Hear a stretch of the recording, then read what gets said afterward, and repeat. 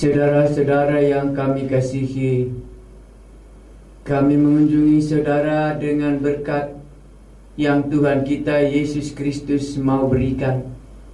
Itulah dengan perkataannya bahwa kita dapat mengenal Dia.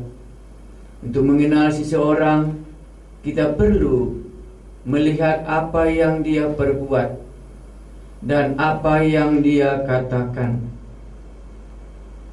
Marilah kita bersama-sama untuk membaca bagian apa yang diperbuat oleh Yesus. Mari kita berdoa sebelumnya supaya Roh Kudus mengungkapkan pengertian kita dan kita dapat menerima yang benar yang berasal daripadanya. Kembali kami menyerahkan bagian perkataan-Mu yang kami mau sama-sama baca dan mendengarkan, supaya apa yang dibuat oleh Tuhan kami Yesus pada hari di mana Tuhan tinggal di bumi dan sekarang kami membacanya, berilah kami mengerti supaya kami mengenal Allah yang benar itu, karena jiwa kami rindu akan Allah yang benar dan beribadah dan menyembah Dia. Berkatilah kami satu persatu. Di dalam nama Tuhan kami Yesus kami berdoa. Amin. Yohanes pasal 13 ayatnya yang pertama. Sesudah kita melihat apa yang dibuat oleh Tuhan Yesus kepada halayak ramai, itulah menyembuhkan orang sakit, itulah memberi makan 5.000 orang, itulah membukakan mata orang yang buta, dan Dia hadir di tengah-tengah pesta dan membuat air menjadi air anggur. Sampailah hari ini kita melihat apa yang dibuat oleh Tuhan Yesus kepada murid-muridnya saja. Pelayanan, pernyataan dirinya, Dia memperkenalkan dirinya bukan lagi kepada orang ramai, tetapi Dia menyatakan dirinya kepada murid-muridnya saja. Yesus membasuh kaki murid-muridnya. Yohanes pasal yang ke-13 ayatnya yang pertama. Sementara itu sebelum hari raya Paskah mulai, Yesus telah tahu bahwa saatnya sudah tiba untuk beralih dari dunia ini kepada Bapa, sama seperti Ia senantiasa mengasihi murid-muridnya, demikianlah sekarang Ia mengasihi mereka sampai kepada kesudahannya. Mereka sedang makan bersama-sama, dan iblis telah membisikkan rencana dalam hati Judas Iskariot, anak Simeon, untuk mengkhianati dia.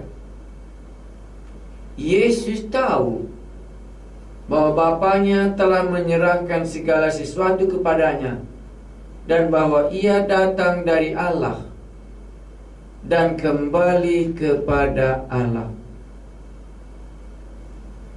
Sampai ayat 3. Satu bagian ini kita mencoba menganalisanya. Apa yang kita dapat mengerti dalam bagian ini? Yang pertama kita mengerti ialah Yesus tahu bahwa saatnya sudah tiba untuk beralih dari dunia ini kepada Bapa. Yesus mengetahui berapa lama dia harus di bumi. Dan sekarang Yesus tahu bahwa saatnya sudah tiba untuk beralih dari dunia ini kepada Bapa. Yesus tinggal di bumi kurang lebih 30 tahun. Dia dilahirkan di kandang domba, dan dia melayani murid-muridnya dan menyatakan dirinya kurang lebih 3 tahun. Dan selama 30 tahun kurang lebih, dia tinggal bersama-sama. Firman menjelma menjadi manusia dan diam di antara kita. Firman itu adalah Allah sendiri. Dan firman itulah, melalui dia segala sesuatu telah dijadikan. Dan sekarang saatnya telah tiba untuk beralih dari dunia ini kepada Bapa. Itulah sebabnya kita tidak berjumpa lagi dengan dia di bumi, karena dia telah kembali kepada Bapa. Dari mana dia datang, dari mana asalnya, dia sudah kembali ke surga, di mana dia ada sebelumnya bersama-sama dengan Allah. Yesus tahu bahwa saatnya sudah tiba untuk beralih dari dunia ini kepada Bapa. Yang kedua, ayat 3 kira, Yesus tahu bahwa Bapanya telah menyerahkan segala sesuatu kepadanya, dan bahwa Ia datang dari Allah dan kembali kepada Allah. Yesus memang tinggal di surga.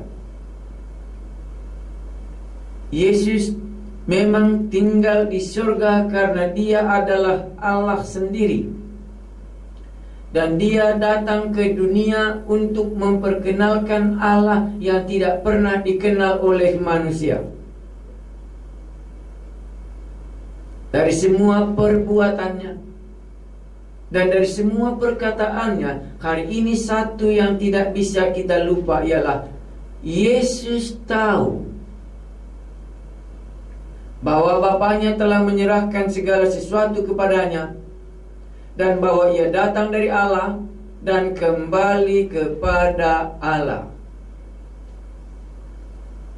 Saya ulangi, sama seperti Ia senantiasa mengasihi murid-muridnya, demikianlah sekarang Ia mengasihi mereka sampai kepada kesudahannya.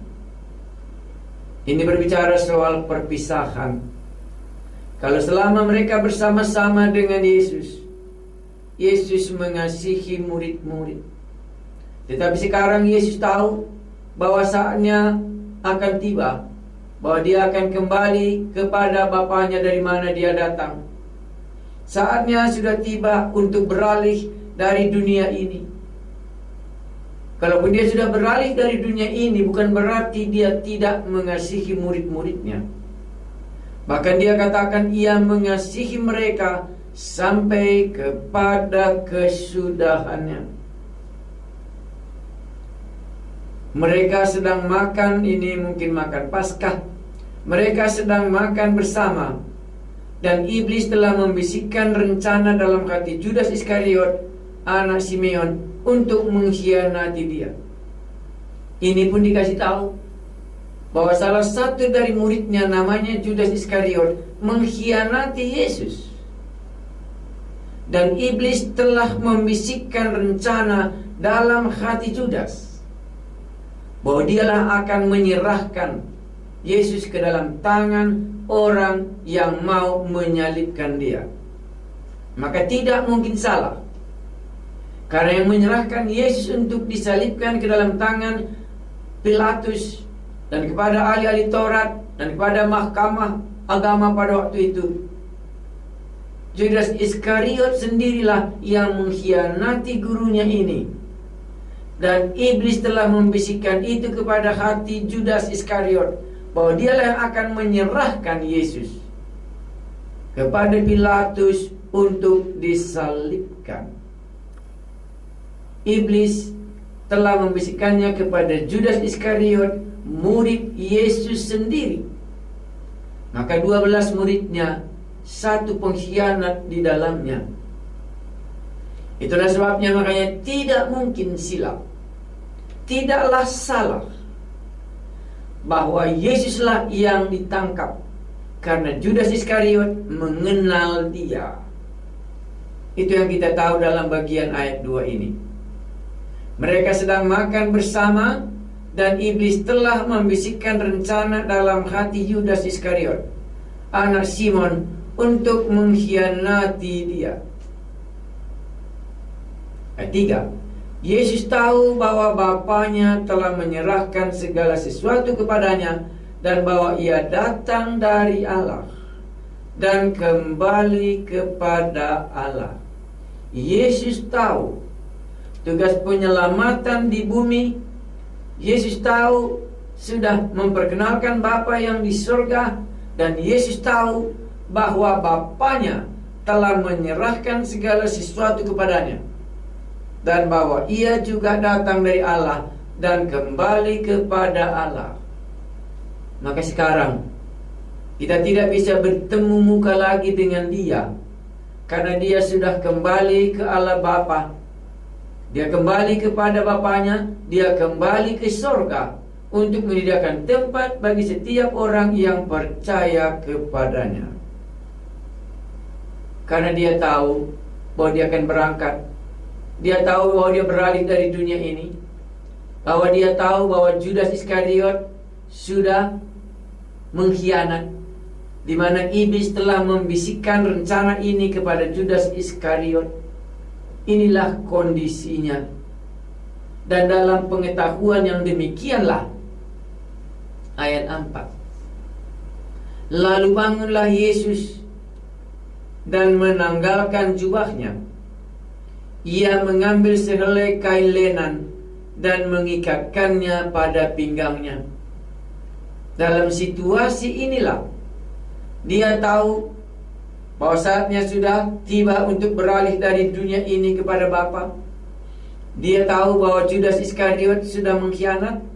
Dia tahu bahwa Bapanya telah menyerahkan segala kuasa kepadanya, dan bahwa ia tahu bahwa ia datang dari Allah dan kembali kepada Allah sekarang. Dia bangun, lalu mengambil jubah, lalu menanggalkan jubahnya. Ia mengambil sehelai kain lenan dan mengikatkannya pada pinggangnya. Kemudian ia menuangkan air ke dalam sebuah basi dan mulai membasuh kaki murid-muridnya, lalu menyekanya dengan kain yang terikat pada pinggangnya itu. Yesus melayani murid-muridnya, yaitu dalam pembasuhan kaki murid-murid. Dia menuangkan air ke dalam sebuah basi dan mulai membasuh kaki murid-muridnya. Murid-muridnya begitu tercengang-cengang. Murid-muridnya begitu heran. Apa yang dilakukan oleh Rabi ini? Apa yang dilakukan oleh guru kami ini? Bagaimana hal ini? Seorang pemimpin yang besar, seorang tokoh yang begitu berkuasa, bahkan membangkitkan orang mati pun, memberikan 5.000 makan dari 5 ketur roti saja. Pemimpin yang begitu hebat, dalam perkataan, orang buta pun bisa disembuhkannya. Sekarang dia membasuh kaki murid-murid dan menyekanya. Murid-murid sangat tercengang karena tidak ada satu pemimpin pun, termasuk pemimpin-pemimpin agama pada saat itu, membasuh kaki murid-muridnya. Yesus membasuh kaki murid-muridnya dengan keadaan bahwa dia tahu dia akan beralih dari dunia ini. Dia tahu bahwa Bapaknya telah menyerahkan segala kuasa kepadanya, dan dia tahu bahwa dia akan kembali kepada Allah karena dari sana datangnya. Sekarang dia membasuh kaki murid-murid itu. Murid-murid sangat tercengang. Pelajaran yang satu ini belum pernah mereka tahu. Maka hari ini pun kurasa pelajaran ini tidak mungkin ada di tengah-tengah kita.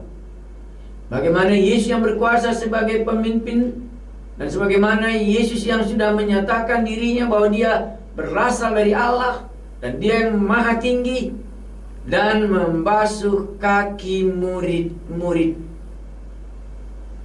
Mari kita lihat bagaimana reaksi murid-murid. Maka sampailah ia kepada Simon Petrus. Murid-murid yang lain membiarkan diri dibasuh. Murid-murid yang lain membiarkan kakinya dibasuh oleh Tuhan Yesus. Tetapi sekarang tiba giliran sampailah kepada Simon Petrus. Maka sampailah ia kepada Simon Petrus.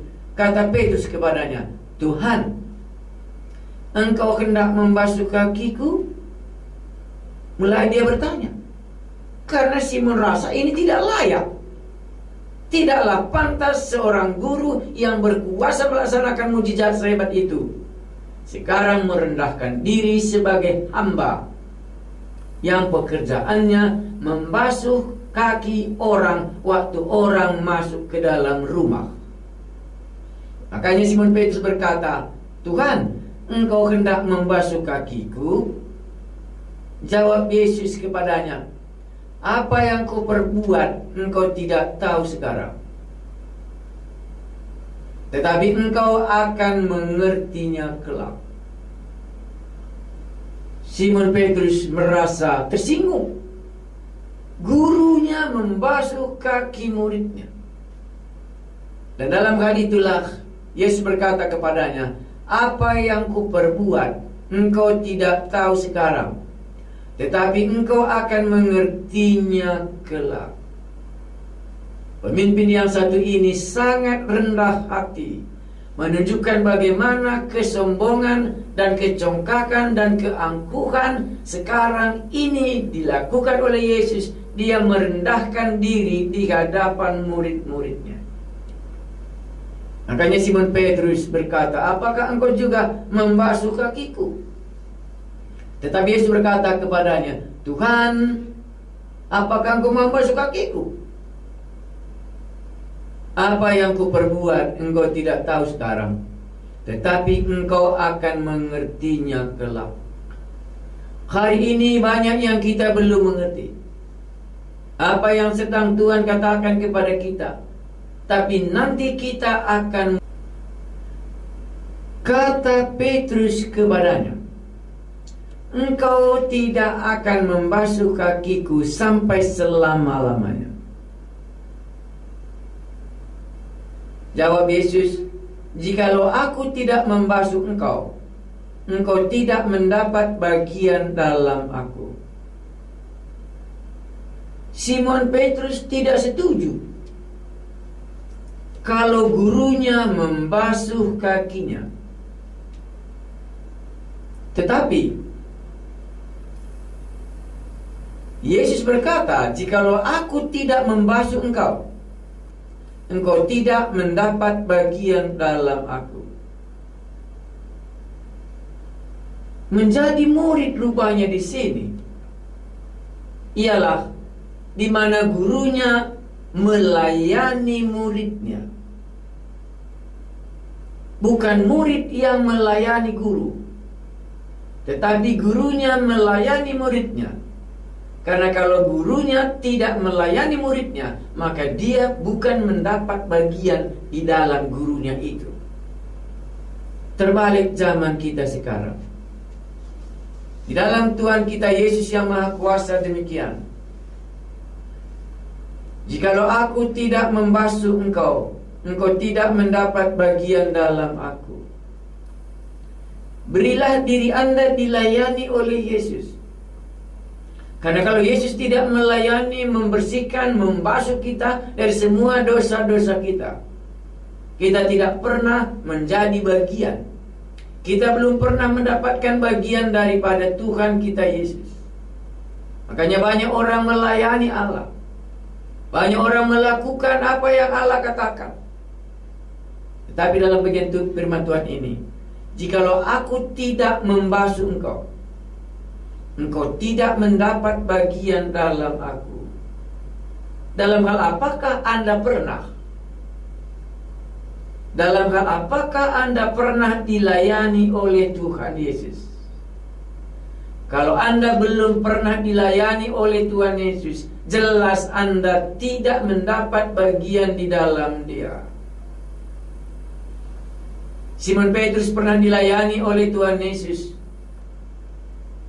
Waktu Simon Petrus berkata, "Aku ini orang berdosa, pergilah daripadaku." Perempuan yang tertangkap basah pernah dilayani oleh Tuhan Yesus. "Aku pun tidak menghukum engkau, pulanglah dan jangan berbuat dosa lagi." Jikalau aku tidak membasuh engkau, engkau tidak mendapat bagian dalam aku. Menjadi murid Tuhan Yesus, Tuhan Yesus sendiri melayani kita, bukan kita melayani Yesus. Karena kalau kita belum pernah dilayaninya, maka kita tidak tahu bagaimana melayani Dia. Kalau Dia belum pernah menunjukkan bagaimana Dia merendahkan diri di hadapan murid-muridnya, maka murid-muridnya juga tidak mengerti bagaimana merendahkan diri di hadapan orang yang Dia layani. Guru yang satu ini memang jauh berbeda dengan semua pemimpin-pemimpin agama pada waktu itu. Karena dia berasal dari Allah dan kembali kepada Allah, dan dia lihat kesombongan dan ketinggian hati. Inilah yang harus diajarkannya dalam bagian ini. Dan dalam hal itulah kita dilayaninya. "Jikalau aku tidak membasuh engkau, engkau tidak mendapat bagian dalam aku." Kata Simon Petrus kepadanya, "Tuhan, jangan hanya kaki saja." Kata Simon Petrus kepadanya, "Tuhan, jangan hanya kakiku saja, tetapi juga tangan dan kepalaku." Kata Yesus kepadanya, "Barang siapa telah mandi, ia tidak usah membasuh diri lagi selain membasuh kakinya, karena ia sudah bersih seluruhnya. Juga kamu sudah bersih, hanya tidak semua." Kenapa Yesus katakan tidak semua menjadi bersih? Jawabnya sederhana. Karena ada satu namanya Judas Iskariot yang sudah dibisikkan oleh iblis bahwa ini akan mengkhianat. Itu yang dapat kita mengerti yang dimaksudkan oleh Tuhan Yesus. Kamu sudah bersih semua, hanya tidak semua. Yang tidak dimasukkannya di sini, Judas Iskariot ini yang sudah memihak kepada iblis untuk merencanakan penangkapan dan penyalipannya, dan dia akan menyerahkan Yesus ke tangan Pilatus untuk disalibkan. Ayat 11. Sebab ia tahu siapa yang akan menyerahkan dia. Karena itu ia berkata, tidak semua kamu bersih. Yesus tahu siapa yang akan menyerahkan dia. Itulah maka dia berkata, tidak semua kamu bersih. 3 kali di sini perkataan Yesus tahu bahwa saatnya sudah tiba beralih dari dunia ini. Yesus tahu bahwa Bapaknya telah menyerahkan segala sesuatu kepadanya, dan bahwa ia datang dari Allah dan kembali kepada Allah. Dan Yesus tahu siapa yang akan menyerahkan dia ke dalam tangan Pilatus untuk disalibkan. Itulah sebabnya maka dia katakan, tidak semua kamu bersih. Yesus tahu, saudara. Yesus tahu apa yang ada di dalam hati saudara. Ayat 12. Sesudah ia membasuh kaki mereka, ia mengenakan pakaiannya dan kembali ke tempatnya. Lalu ia berkata kepada mereka, mengertikah kamu apa yang telah kuperbuat kepadamu? Mengertikah kamu apa yang telah kuperbuat kepadamu? Kalau orang buta mengerti jelas. Tadinya dia buta, sekarang sudah melek. Kalau orang yang tertangkap basah, apa yang diperbuat Yesus kepadanya? Mengerti jelas karena dia sudah membela. Kalau di pesta di Kana, mengerti orang itu mengerti karena semua tamu mereka bersuka cita karena dalam kekurangan air anggur Yesus dapat memenuhinya. Sekarang Yesus bertanya kepada murid-muridnya, mengertikah engkau apa yang kuperbuat kepadamu? Bahwa akulah yang sudah membasuh kakimu itu. Kamu menyebut aku guru dan Tuhan. Panggilan kepada Yesus yang diberikan oleh murid-muridnya ini, inilah guru kami dan inilah Tuhan kami. Kamu menyebut aku guru dan Tuhan, dan katamu itu tepat, sebab memang akulah guru dan Tuhan. Inilah yang diucapkan oleh Tuhan Yesus kepada murid-muridnya. Kamu menyebut aku guru dan Tuhan. Pengakuan murid-murid terhadap Tuhan Yesus ada 2. Satu, guru yang mengajarkan jalan kebenaran. Dia menyebut Tuhan karena memang dia firman menjelma menjadi manusia. Dia adalah pencipta langit dan bumi. Tetapi mereka tidak mengerti, kenapa kalau dia memang guru dan Tuhan kami, membasuh kaki kami. Itu tidak ada di dalam siapapun, kecuali di dalam Dia yang telah beralih dari bumi ini ke surga. Itulah Tuhan Yesus. Kamu menyebut aku guru dan Tuhan, dan katamu itu tepat, sebab memang akulah guru dan Tuhan. Jadi jikalau aku membasuh kakimu, aku yang adalah Tuhan dan gurumu, maka kamu pun wajib saling membasuh kakimu. Rupanya inilah yang mau diajarkannya. Kalau aku adalah gurumu dan Tuhanmu melakukan yang demikian, engkau pun harus melakukannya kepada sesamamu sendiri. Sebab aku telah memberi suatu teladan kepada kamu. Pemimpin yang dari surga ini memberi teladan. Ini yang paling baik. Pemimpin yang dari surga ini bukan saja menyatakan kuasanya.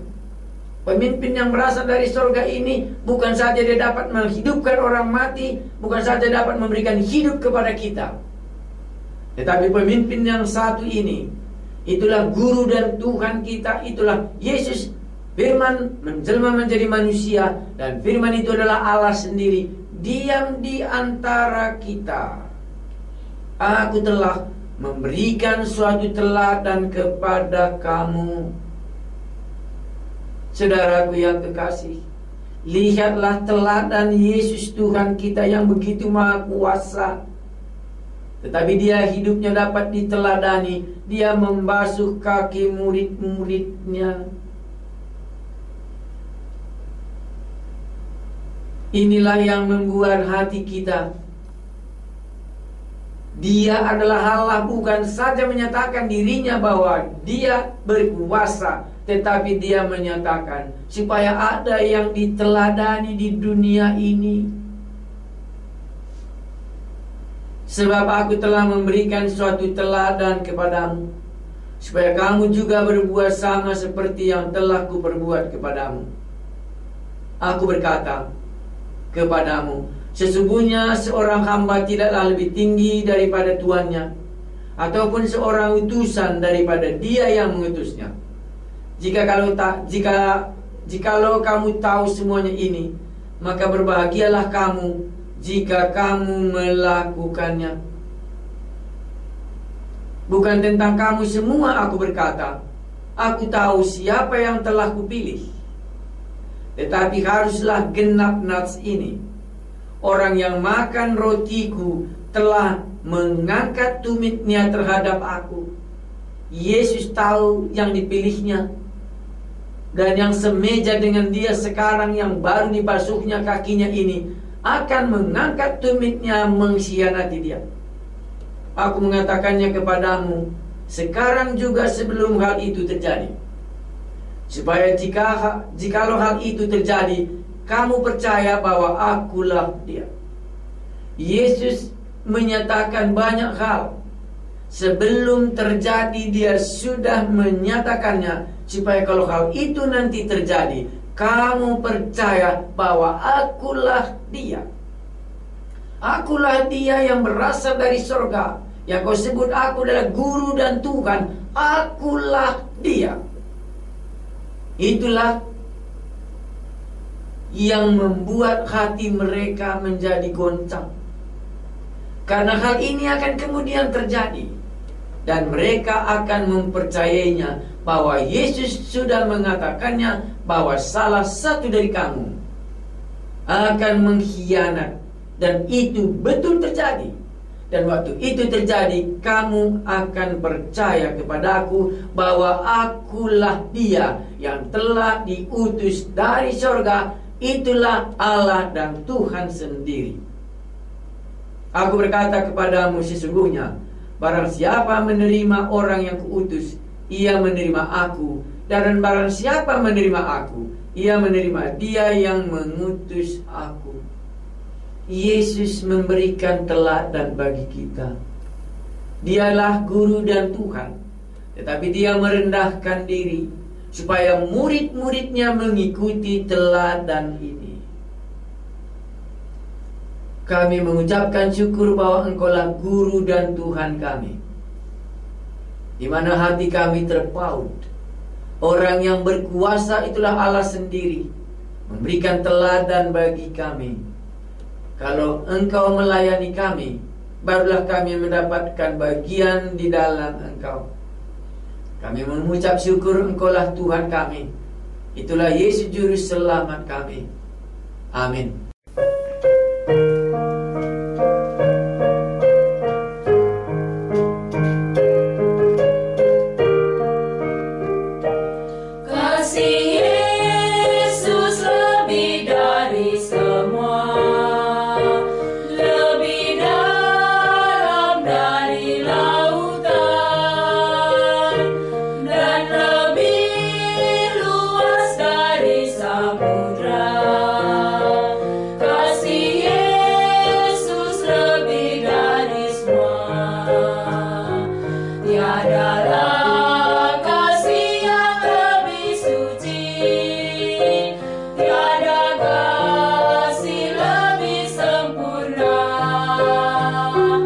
Tiada